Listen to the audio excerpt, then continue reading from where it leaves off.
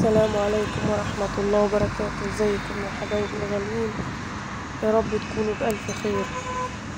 صلوا على النبي حبايبي عليه أفضل الصلاة والسلام. أنا زي ما انتم شايفين كده وقت كان المغرب داخل خلاص. كان باجي يا دوب بالظبط كان ساعة على المغرب، وابني كان طالع من المدرسة وكان عليه درس، فلقيته اتأخر خالص. هو المفروض كان هيطلع الساعة 4، لقيته اتأخر خالص. فبصراحة قلقت عليه وطلعت أدور عليه.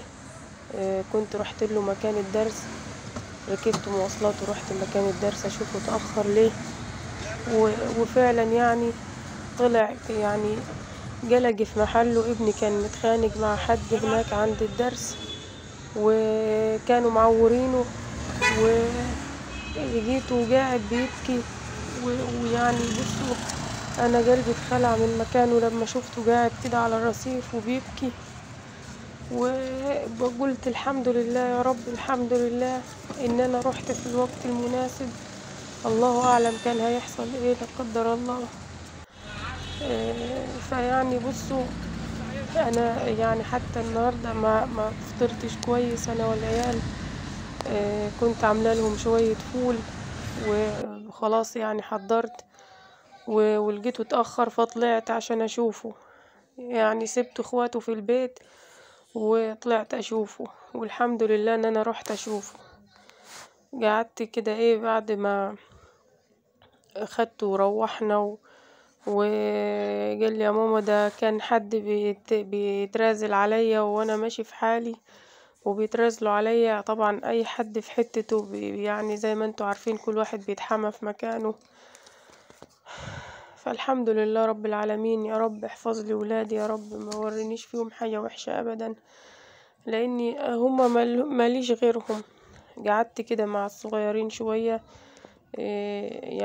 نراجعوا ونحلوا اللي كانوا واخدينه. اهو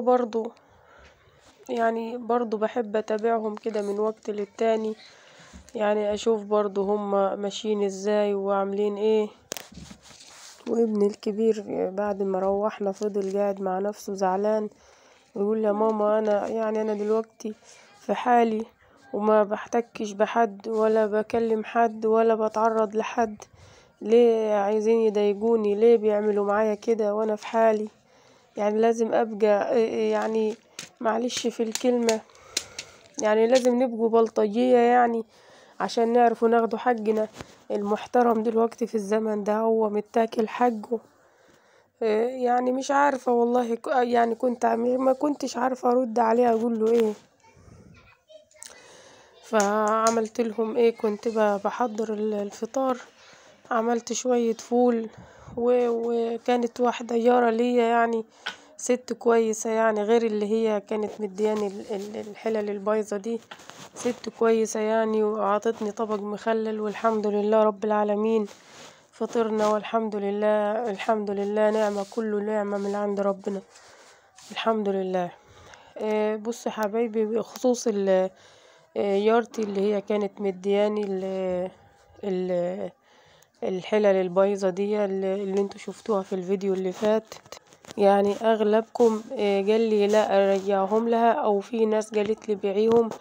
بص يا حبايبي، انا لما قعدت افكر مع نفسي قلت طب انا لو بعتهم معلش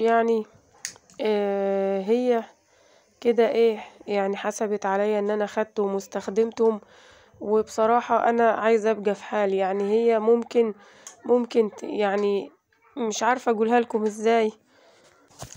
عشان كده يا حبايبي انا هقول لكم انا عملت ايه. انا عملت بنصيحة اغلبكم، لاني انا مش من عادتي، انا مش عارفة دي ميزة عندي ولا عيب، ان انا ما بحبش اكسف حد، ما بحبش ازعل حد مني، ما بحبش احرج حد. وبيبقى الناس دي هي يرحاني ومزعلاني وممكن تكون كسراني، وانا ما بقدرش ان انا اعمل كده. ما بقدرش ان انا ارد لهم الجرح والكسرة.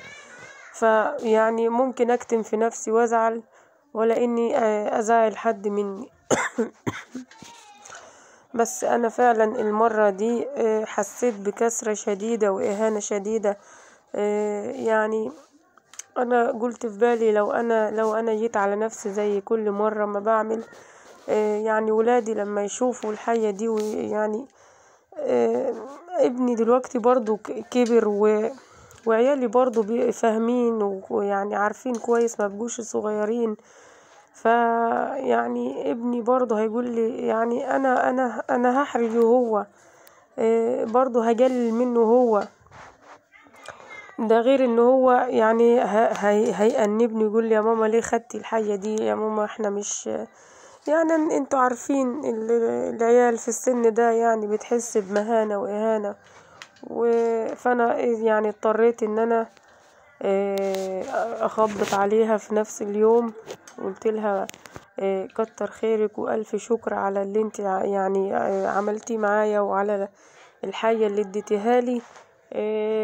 بس انا يعني يعني انا جبتها لها من ناحية ان انا قلت لها ايدي تعباني خالص ومش هقدر اضغط وادعك في الحاجة واغسلها يعني. فكتر خيرك يعني انا استخدم اللي عندي والحمد لله. انا حسيتها يعني ان هي يعني بصوا برضو مش عارفة اوصف، حسيتها ان هي برضو ايه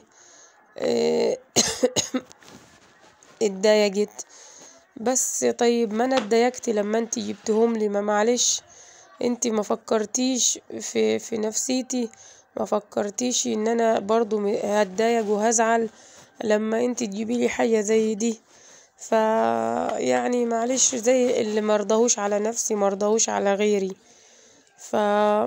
انا ما كنتش يا حبايبي، انا بصراحة كنت كاتمة على نفسي وكاتمة في نفسي وجاية على نفسي، وقلت خلاص يعني اخدهم اركنهم او ارميهم وما استخدمهمش خلاص، بس ما احرجها يعني ما اكسفهاش وما زعلهاش. بس في نفس الوقت قلت طب يعني معلش انا برضو لو ظروفي يعني برضو يعني تعبانة شوية، محدش يستهون بيا ومحدش يكسرني ومحدش يعني يتعامل معايا كأني أنا معدومة خالص. يا جماعة حتى لو معانا حد فقير، جنبنا حد فقير في المكان اللي احنا فيه حد، يعني كلنا فقراء إلى الله، كلنا فقراء إلى الله. أنا بتكلم بس على الظروف، بتكلم يا جماعة احنا نجيبوه لنفسنا ندوه برضو للشخص اللي ظروفه صعبة، ما نستهونوش بيه، ما نقولوش لا ده يحمد ربنا انه هو عطينا له حاجة زي دي، هو كان لاقي فين. اصلا انا عارفة يعني الناس في الا من رحم ربي، في مجموعة كبيرة من